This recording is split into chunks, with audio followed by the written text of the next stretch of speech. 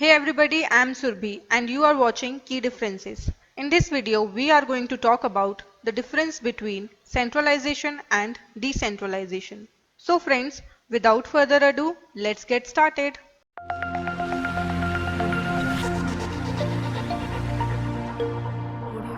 Centralization.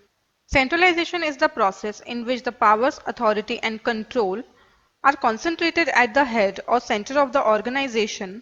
This implies the powers regarding the planning, decision making and formulation of policies and strategies lies in the hands of top level management of the organization, which comprises of a few executives who control the entire organization. So what does it mean? It means that the powers are retained by the top management and the rest of the people working in the organization receive orders and work as per their directions. Hence, the middle and low level management have a very little authority.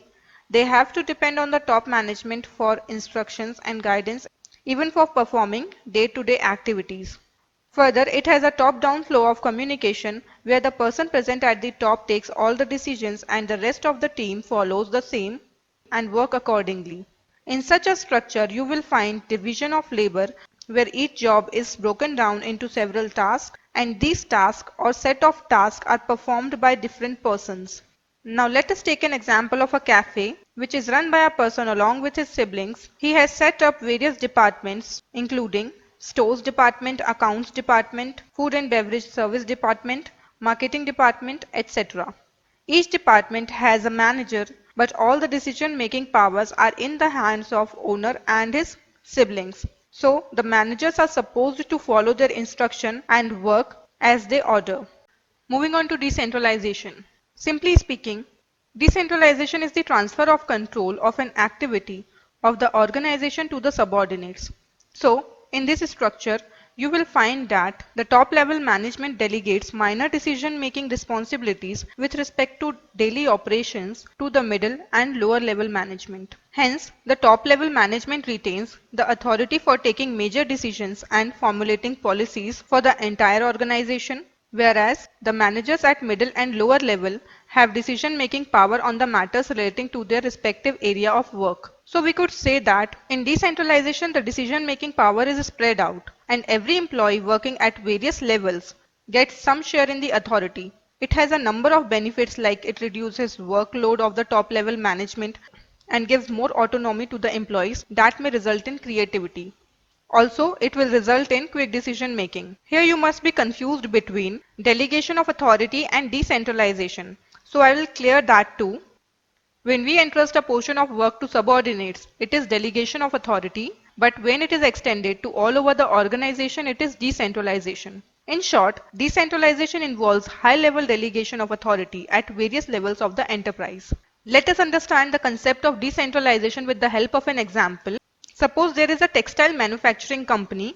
In this company, the board of directors lay down the company's mission, vision and objectives, whereas the decisions regarding marketing methods, choice of supplier, capital investment, distribution strategy, etc. are taken by the head of the concerned departments and the top management does not interfere in that.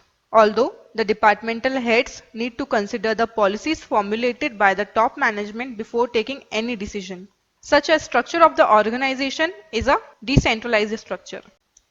Coming to the difference between centralization and decentralization.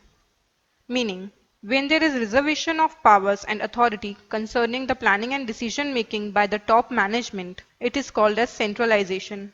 Whereas, when the authority and responsibility concerning various decisions are disseminated to different levels of management, it is called as decentralization. Next, because the decision-making power is concentrated at central points in case of centralization, the process of decision-making is quite slow. On the contrary, decentralization involves systematic delegation of authority, due to which decision-making process is fast. Next, flow of communication. In a centralized organization, there is vertical flow of communication, which means that it follows a formal communication.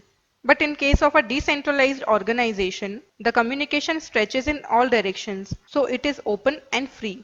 Suitability. A centralized organization structure is best for small-sized organization, but in a large organization, centralization may delay the decision-making process. Also, it will create chaos in the organization as every time the workers need to seek permission from the top management for taking any important decision. So, for a large organization, decentralization is the best. Next, role of subordinate. As in a centralized organization structure, the employees work as ordered and instructed by the top management. So, their role is minimum. Conversely, in a decentralized structure, the employees have a certain level of authority regarding decision making related to their area of work, and so their role is maximum. Next, while centralization aims at ensuring control and coordination in the organization, decentralization aims at speeding up the decision-making process and also promoting the development of subordinates. Next, centralization is implemented in the situation when there is inadequate control in the organization, whereas in case when there is considerable control in the organization, decentralization is implemented. Next, burden of top executive. As all the powers related to decision making are in the hands of top management in a centralized structure, the top level management have a very heavy workload. Whereas in case of decentralization, the work is delegated to subordinates systematically, which reduces the burden of top management.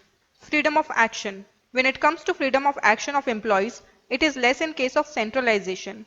This is because the employees have to take permission of the top management even for taking minor decisions. Whereas in case of a decentralized organizational structure, the employees enjoy more freedom of action because they are allowed to take minor decisions without seeking permission of the top management.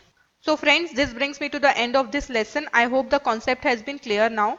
However, if you want to study the topic further in detail, you can visit our official website, that is keyreferences.com. Here you can find a detailed comparison of centralization and decentralization along with their definitions. Links are also provided in the description box below. So guys, I hope you liked this video, and if you did, please do give it a thumbs up and share it with other people. Also, if you are new to this channel and wanna get more such useful videos, consider subscribing this channel and also hit the notification bell next to the subscribe button so that you are notified every time whenever a new video is uploaded on this channel. And if you have any queries or feedback for me, feel free to leave in the comment section below. Until next time, this is me Surbhi signing off.